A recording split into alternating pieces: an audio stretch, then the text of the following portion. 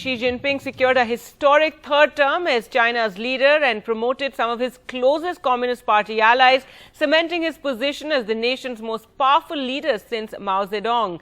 The Central Committee of the Chinese Communist Party elected Xi as the General Secretary for another 5-year term, titling the country decisively back towards one-man rule after decades of power sharing among its elite. Xi Jinping said the world needs China as he spoke to the press. He has overseen China's rise as the world's second biggest economy, a huge military expansion, and a far more aggressive global posture that has drawn strong opposition from the United States.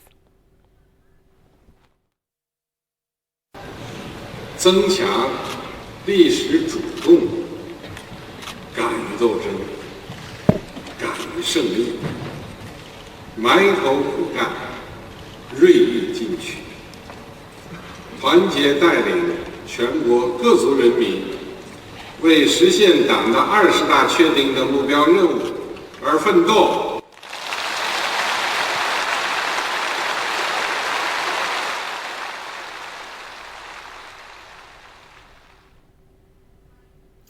All right, let's go across to Maha now for more. And Maha, you've been covering this for a week now. It's finally done. Xi Jinping gets that historic third term.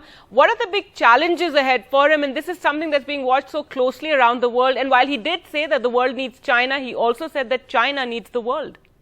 Absolutely. So the biggest challenge will for him be, first of all, resetting the relationship with the United States. China has been at loggerheads with the US over trade-related issues. And also, if he does believe that China also needs the world just as much as the world needs China, then he also needs to set the differences with India aside in some sense. We have seen the friction in eastern Ladakh continue for over 2.5 years now, and that is one of the biggest glitches in improving or taking back to normal the ties between India and China, as has been said by External Affairs Minister S. Jaishankar several times over, that the relationship cannot be normal till the situation in eastern Ladakh at the LAC remains not normal. So immediately in the neighborhood, it requires Xi Jinping to take and focus on, because these are the two biggest Asian economies, and as China is dependent on the West for its trade, so it is for India as well. For instance, trade between India and China has only been growing despite the friction in eastern Ladakh, Gargi, and it has in fact been skewed in favor of China, but China does need India for that trade as well.